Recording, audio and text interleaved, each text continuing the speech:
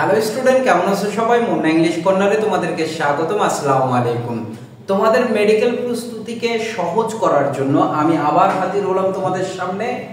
আজকে আলোচনা করব মেডিকেল অ্যাডমিশন টেস্টের 2011 সালের ইংলিশ কোশ্চেনটুকু। খুবই নিখুঁতভাবে আলোচনা হবে, সঙ্গে থাকো। প্রথম কোশ্চেন দিয়ে শুরু করা যাক। বলছে the meaning of which word is not correct. কোন ইংলিশ ওয়ার্ডটার সঙ্গে বাংলা মিনিংটা সামঞ্জস্যপূর্ণ নয়। তাহলে অর্থটা দেখো, আমরা যদি বলি টিয়ার, টিয়ার মানে অশ্রু, সবাই জানো টিয়ার মানে কি? অশ্রু, এটা ঠিক আছে। গিয়ার মানে বেগমান, গিয়ার চাপ দাও, বলি কি না? গিয়ার মানে কি? বেগমান। ডিজায়ার মানে ইচ্ছা পোষণ করা, আকাঙ্ক্ষা করা। ফিয়ার, ফিয়ার মানে আমরা জানি ভয়, ফিয়ার মানে কি? ভয়। তার মানে এটা ঠিক নাই, অর্থের সঙ্গে মিল নাই, এই কারণে आंसर হবে বি। পরের কোশ্চেনে যাওয়া যাক। বলছে which one of the following is a correct sentence? নিচের কোন সেন্টেন্সটা কারেক্ট? দেখো, তোমরা যারা সাবজেক্ট ভার্ব এগ্রিমেন্ট পড়ে আসছো, যদি না পড়ে থাকো কোনো টেনশন নাই। আমার সাবজেক্ট ভার্ব এগ্রিমেন্টের উপর খুবই সুন্দর একটা ক্লাস দেওয়া আছে, তোমরা দেখে নিতে পারো। দেখো কি বলছে, which of the following is a correct sentence? নিচের কোন সেন্টেন্সটা কারেক্ট? দেখো কি বলছে, Shaun is the actress and singer. Shaun is actress and singer. Shaun is both an actress and singer. Shaun is a actress and singer. দেখো, মনে হচ্ছে কি সবগুলো মনে হয় কারেক্ট হবে, তাই কি না? চুজ দ্য কারেক্ট সেন্টেন্স এমন একটা জিনিস, সেন্টেন্স কারেকশনে করার জন্য নিখুঁত ভাবে গ্রামাটিক্যাল আইটেমগুলো আমাদের জানা দরকার প্রত্যেকটা টপিকের। বুঝছো বিষয়? যারা বলে মেডিকেল অ্যাডমিশন টেস্টে কিছু টপিক পড়লেই হয়ে যায়, তারা বোকার স্বর্গে বসবাস করছে। বুঝছো বিষয়? কারণ কি, মেডিকেল অ্যাডমিশন টেস্টে যে কোনো অ্যাডমিশন টেস্ট বলো না কেন, তোমার নিখুঁতভাবে প্রত্যেকটা গ্রামাটিক্যাল আইটেম জানতে হয়। কারণ চুজ দ্য কারেক্ট সেন্টেন্স এমন একটা টপিক যেখানে প্রত্যেকটা টপিকের কম্বিনেশন ঘটে। তো দেখো এই সেন্টেন্সটা বলছে Shaon is the actress and singer. আমরা এটাকে চুজ করব কারণ কি, আমরা যারা সাবজেক্ট ভার্ব এগ্রিমেন্ট পড়ে আসছি তারা জেনে থাকি যে পদবী বুঝালে, পদবী যদি বুঝায় তাহলে পদবীর প্রত্যেকটা নাউনের পূর্বে যদি দি থাকে, প্রত্যেকটা নাউনের পূর্বে যদি দি থাকে, আমরা সেক্ষেত্রে প্রত্যেকটা পদবীর পূর্বে যদি দি থাকে আমরা বলি সেটা প্লুরাল হয়। যেমন the chairman, the chairman and the principal, principal. এখানে চেয়ারম্যান একজন ব্যক্তি, প্রিন্সিপাল আরেকজন ব্যক্তি, তাই কি না? ঠিক একইভাবে এই সেন্টেন্সটা আমরা যদি কনসিডার করি, Shaon is the actress and singer, তার মানে শাওন একজন লোক যে অ্যাক্ট্রেস ও সিঙ্গার। বুঝছো? পরের সেন্টেন্সটার ভুল কোথায়? Shaon is actress and singer. Actress এবং সিঙ্গার এগুলো হচ্ছে কমন নাউন। কোন নাউন? Common noun. মাথায় রাখবা, কমন নাউন তুমি একাই ব্যবহার করতে পারবে না, একাই কখনো ব্যবহার করা যাবে না। কেমনে? আমি যদি বলি আমি আম পছন্দ করি, এটা সহজ বাংলা বললাম, আমি আম পছন্দ করি, তাহলে তুমি কি বলবা? I like mango. ঠিক তো এটাই হওয়ার কথা, তাই কি না? কিন্তু দেখো, ম্যাঙ্গোটা কমন নাউন, এই কারণে শুধু কমন নাউন ব্যবহার করা যাবে না, হয় এর পূর্বে আর্টিকেল বসাইতে হবে, নতুবা নাউনটাকে প্লুরাল করতে হবে। তার মানে আমরা বলতে পারি I like a mango, I like the mango বলতে পারি, আই লাইক দা ম্যাঙ্গো। বুঝছো বিষয়? অথবা আই লাইক ম্যাঙ্গোস। তাহলে আমরা কি করতে পারি? এখানে এটাকে প্লুরাল করতে পারি। তাহলে বুঝাইলাম যে জিনিসটা কমন নাউন আর্টিকেল সারা বসে না, আর যদি আর্টিকেল সারা ইউজ করতে চাও তাহলে তাকে প্লুরাল করতে হবে। বুঝাইতে পারছি বিষয়? তাহলে এখানে যেহেতু আর্টিকেল ব্যবহার করা নাই, এই কারণে সেন্টেন্সটা ভুল। পরে দেখো, শাওন ইজ আ অ্যাক্ট্রেস, এটা তো ভাওয়েল ভাই, ভাওয়েলের পূর্বে কখনো এ বসে, এই কারণে সেন্টেন্সটা ভুল।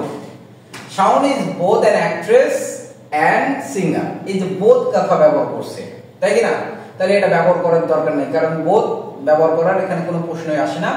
আমরা ব্যবহার করব এই যে নিয়মটা করলাম, the principal and the chairman, এই কারণে आंसर হবে কোনটা? এটা। Shaon is the actress and singer. পরের সেন্টেন্সটা দেখি। বলছে which one of the following is the correct passive sentence নিচের কোন সেন্টেন্সটা correct passive the police is opening the signal active দেওয়া আছে প্যাসিভ করতে বলছে তাহলে আমরা কি করব অ্যাক্টিভ প্যাসিভ আমি তোমাদের যতবারই ক্লাস নিছি ততবারই বলে আসছি যে অ্যাক্টিভ থেকে প্যাসিভ বা প্যাসিভ থেকে অ্যাক্টিভ যাই করতে বলুক না কেন আমরা সাবজেক্ট অবজেক্টটা ফাইন্ড আউট করব সাবজেক্টকে দা পুলিশ অবজেক্ট হচ্ছে দা সিগন্যাল তাই কি না এটা অবজেক্ট তাহলে অবজেক্টটা সাবজেক্টে চলে আসবে দেখো প্রত্যেকটাতে চলে আসছে এখন আমরা যে জিনিসটা জানি যে ইজ ওপেনিং কন্টিনিউয়াস টেন্স যে অক্সিলারি ভার্ব আছে সেই অক্সিলারি ভার্বে বসবে ইজ আছে তার মানে am is are এর মধ্যে যে কোনো একটা আসবে দেখো এখানে ওয়াজ আছে এখানে ওয়াজ আছে এখানে ওয়াজ আছে তার মানে এগুলো হওয়ার কোনো চান্স নাই এটা ন্যারেশন না যে প্রেজেন্ট কন্টিনিউয়াস আছে পাস্ট কন্টিনিউয়াস করব ভয়েসের ক্ষেত্রে কোনো টেন্স পরিবর্তন হয় না তাহলে आंसर কি লিখবো the signal is being opened by the traffic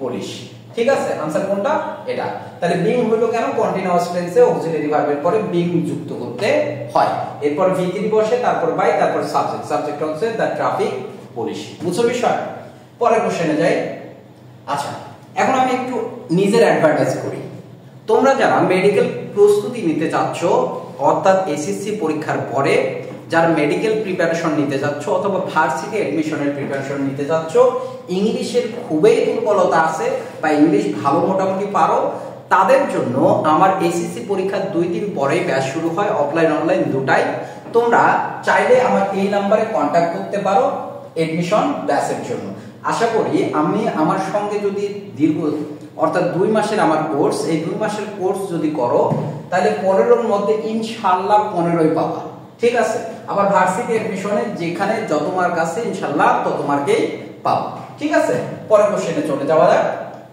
4 নম্বর বলছে which of the following sentence is the correct English translation আমরা দুর্নীতিবাজ লোকদের পছন্দ করি না আমরা দুর্নীতিবাজ লোকদের পছন্দ করি না তাহলে কোন সেন্টেন্সটা হবে বলো আমরা দুর্নীতিবাজ লোকদের পছন্দ করি না তাহলে এই করি না প্রেজেন্ট টেন্সে আছে এখানে ডিড ব্যবহার করছে প্রথম দেখায় ভুল আর নট লাইকড এটা প্যাসিভে নাই ভাই সাবজেক্ট কি আমরা তাই না তাহলে সাবজেক্ট আমরা কারাপ্ট পিপল হওয়ার কোনো চান্স নাই তাহলে आंसर কি হবে বলো we do not like corrupt people answer হবে এটা পরের কোশ্চেনে যাই বলছে গ্রেভিয়েন্স এই গ্রিভেন্স মানে কি গ্রিভেন্স মানে কি গ্রিভেন্স মানে হচ্ছে দুর্দশা বা কষ্ট দেখো তো কি চাইছে এটার অ্যান্টোনিম চাইছে তাই কি না তাহলে অ্যান্টোনিম কোনটা হবে হ্যাপিনেস মানে শান্তি আবার ডিসকমফোর্ট মানে কি অস্বস্তি লাগা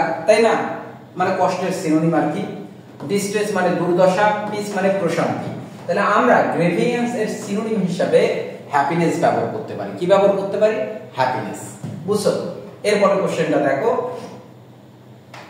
fill up the gap by appropriate preposition preposition এমন একটা টপিক ভাই যেখান থেকে কোশ্চেন তোমরা পাবাই অবশ্যই বলছে do not hanker after money do not hanker after money তাহলে এই যে আমি বলে দিছি কিন্তু आंसर এই সেন্টেন্সটা এতবার আমরা পড়ে আসছি যে অপশন দেখার প্রয়োজন হয় না তাহলে আমরা आंसर কি লিখবো আফটার দেখো রান আফটার হাঙ্কার আফটার পেছনে সোডা অর্থে ব্যবহৃত হয় তোমরা জানো এ বলছে ডু নট হাঙ্কার আফটার মানি টাকার পিছনে ছুটিও না এটা মিথ্যা কথা ভাই টাকার পিছনে ছুটতে হবে কিন্তু আমরা অনেস্ট ওয়েতে ছুটবো ঠিক আছে কারো ক্ষতি করে নয় চাঁদাবাজি করে নয় বুঝছো বিষয়টা তাহলে আমরা কি করব অনেস্ট ওয়েতে টাকার পিছনে ছুটবো কারণ সুখের জন্য টাকার প্রয়োজন আছে ঠিক আছে এরপরের কোশ্চেন দেখি বলছে which one of the following is not the synonym of the word coinage এই কয়েনেজের সিনোনিমটা কি কয়েনেজ মানে কি কয়েন সম্পৃক্ত অর্থাৎ টাকা পয়সা সম্পৃক্ত তাহলে এই রিলেটেড অর্থ কোনটা দিচ্ছে চেঞ্জ আমরা বলি কি do you have any change তোমার কাছে ভাঙতি আছে প্লিজ গিভ মি চেঞ্জ তাহলে কি আমরা বলি যে ভাঙতি দেন দয়া করে ভাঙতি দেন তাহলে কারেন্সি মানে মুদ্রা এটাও অর্থের সঙ্গে যাচ্ছে ডিনোমিনেশন মানে হচ্ছে মুদ্রা সম্পর্কিত আমরা বলতে পারি মূল্য নির্ধারক তার মানে অর্থের সঙ্গে যাচ্ছে ইনভেনশন মানে আবিষ্কার এটা একদম ভিন্ন অর্থ প্রকাশ করতেছে বলছে নিচের কোনটা সিনোনিম নয়। তোমরা যদি কোশ্চেনটা মনোযোগ দিয়ে না পড়ো, যদি বলো which one of the following is the synonym of the word, synonym দেখছো মানে দিছো যে কোনো একটা, তাহলে হবে কি না, কোশ্চেন মনোযোগ দিয়ে পড়তে হবে। তাহলে আনসার কোনটা হবে, ইনভেনশন। পরে কোশ্চেনে যাওয়া যাক। বলছে which of the following is complex sentence. আমরা কি জানি ভাই, কমপ্লেক্স সেন্টেন্সে দুইটা ফাইনাইট ভার্ব দুইটা সাবজেক্ট থাকে। দেখো কোন সেন্টেন্সে দুইটা ফাইনাইট ভার্ব দুইটা সাবজেক্ট আছে, এই সেন্টেন্সে একটা ভার্ব, এই সেন্টেন্সে একটা ভার্ব, এই সেন্টেন্সে একটা ভার্ব, আর এই সেন্টেন্সে দেখো দিস লেটার প্রুভস একটা verb that he is honest আর একটা ভার্ব, তার মানে এটাই হবে কমপ্লেক্স সেন্টেন্স, বাকিগুলো হওয়ার কোনো চান্স নেই। ঠিক আছে, পরের কোশ্চেনে আসা যাক। A person whose head is in the clouds, এটা একটা phrase, whose head is in the clouds, এটা মূলত এক কথায় প্রকাশ বলা হয়। এই এক কথায় প্রকাশ ওয়ার্ডগুলো এসে থাকে, মাঝে মধ্যে আসে, খুব কম পরিমাণ আসে, বুঝছো? 11 বছর পর একটা করে কোশ্চেন আসে, বুঝছো বিষয়? তাহলে এই কোশ্চেনটা একদম রিপিট, মেডিকেলে সেম কোশ্চেনটা এসেছিল, বুঝছো বিষয়? তো দেখো এটা হবে কি, ডে ড্রিমার, হেডস বলছো whose head, a person whose head is in the clouds, তাহলে এর অর্থটা কি দেওয়া হবে, দে আর ডে ড্রিমার, মানে দিবা স্বপ্নচারী যাকে বলা হয়। Choose the best indirect form of the following. আমি সেন্টেন্সটা লিখতে ভুল করছি, সেন্টেন্সটা ছিল বলছে she asked Robin, সেন্টেন্সটা কি ছিল, she asked, she said to Robin, inverted comma ছিল, do you know the way to the zoo, এই সেন্টেন্সটা ছিল। ঠিক আছে, বলছে এর ইনডিরেক্ট ফর্ম কি, অর্থাৎ ডিরেক্টে আছে ইনডিরেক্ট করতে বলছে। আমরা জানি কি যে পাস্ট থাকলে পাস্টে করতে হয়, এই দুটো প্রেজেন্ট আছে, প্রথমে এই দুটাকে বাদ দেওয়া হবে, এরপর বাকি দুটো আছে, বাকি দুটো নিয়ে চিন্তা করো। তাহলে আমরা হি সেড সেন্টেন্স আগে আস্কড বসাইলাম, রবিন বসাইলাম, ইনভার্টেড কমার পরিবর্তে আমরা জানি ইন্টারোগেটিভ সেন্টেন্সে এই বা ওয়েদার বসাইলাম, এখানে subject you, person second person Robin কে ফলো করবে, হি হবে, প্রেজেন্ট ইনডিফিনিট টেন্স হয়ে যাবে পাস্ট ইনডিফিনিট টেন্স, आंसर হবে এটা।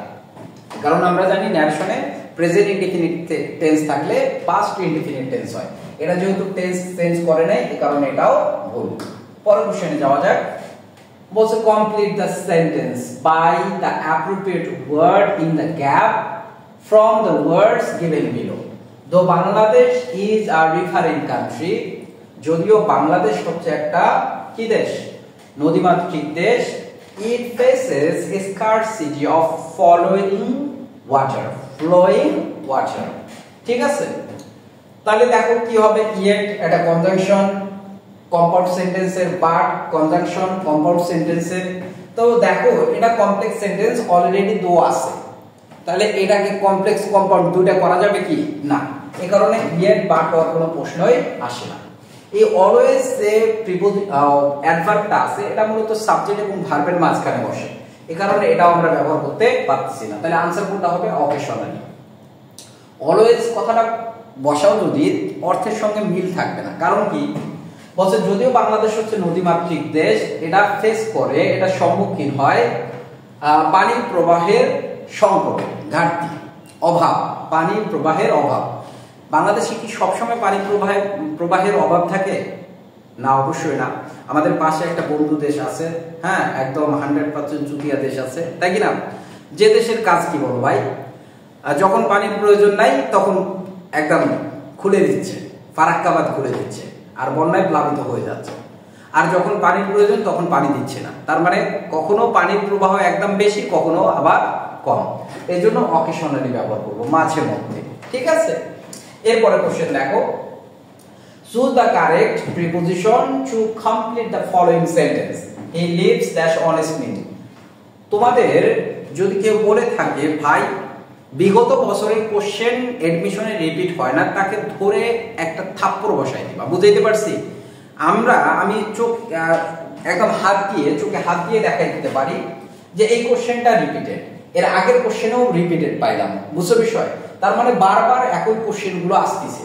হ্যাঁ, এই জন্য তোমরা যে কোনো পরীক্ষা, তুমি যদি বিসিএস এর প্রার্থী হও, তুমি যদি চাকরি প্রার্থী হও, তুমি যদি মেডিকেল এডমিশন প্রার্থী হও, ভার্সিটি এডমিশন প্রার্থী হও, তুমি ভাই তিনটা কাজ করবা। বিসিএস এর কোশ্চেন, মেডিকেলের question, Dhaka varsity question, Rajshahi varsity question, এই চারটা কোশ্চেন সলভ করবা। আশা করিস অনেক জায়গায় তুমি 60 থেকে 70% কোশ্চেন হুবহু কমন পাবা। বুঝাইতে পারছি বিষয়? এরপরে আসি নেক্সট। হি লাইভ ড্যাশ অনেস্টলি, বলছে উপায় বুঝাইছে না, সে বসবাস করে সৎ উপায় দ্বারা। তাহলে দ্বারা বসতে কি বসে? বাই। তাহলে he lives by honest means. এরপরে কোশ্চেনে আসি।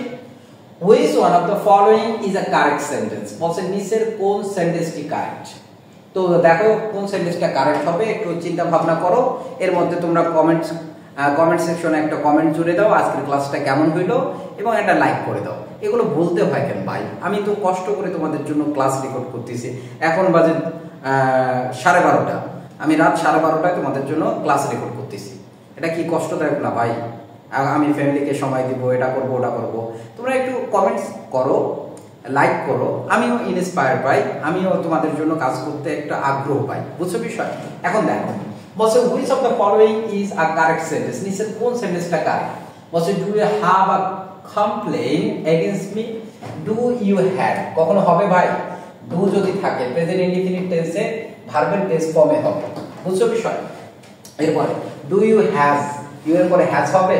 কখনো হবে না। ডু ইউ হ্যাভিং কখনো হবে ভাই? কারণ প্রেজেন্ট টেন্সে, প্রেজেন্ট ইনডিফিনিট টেন্সে কখনো আইএনজি হওয়ার চান্স নেই। তাহলে আনসার কোনটা হবে? A. Do you have a complain against me?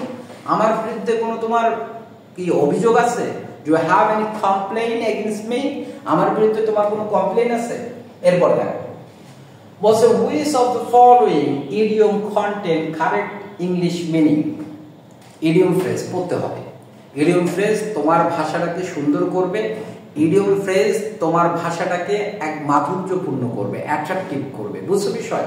দেখো কিপ দ্য ফ্ল্যাগ ফ্লাইং, এটা হুবহু কমন কোশ্চেন। এই কোশ্চেনটাই 2008 অথবা 9 রিপিট, একদম হুবহু কোশ্চেন আসছিল। তাহলে দেখো কিপ দ্য ফ্ল্যাগ ফ্লাইং এর মানে হচ্ছে কিপ সার্ভাইভিং, টিকে থাকা। এটা ঠিক আছে, পরেরগুলো ঠিক নাই। কারণ কি পিস অফ কেক মানে হচ্ছে সহজ কাজ, ইজি ওয়ার্ড। এরপরে আর রেয়ার বার্ড, রেয়ার বার্ড মানে হচ্ছে দুর্লভ লোক, যাকে খুব কম দেখা যায়। মনে করো 5 বছর পর একজন লোককে দেখতেছো, আবার 3-4 বছর নাই আবার দেখতেছো, তাকে আমরা বলতে পারি ইউ আর রেয়ার বার্ড, তুমি তো কি দুর্লভ লোক, তোমার দেখাই পাওয়া যায় না। বুঝছো বিষয়? In the twinkling of an eye, এটা একটা প্রভার্ব। এর বাংলা হচ্ছে চোখের পলকে।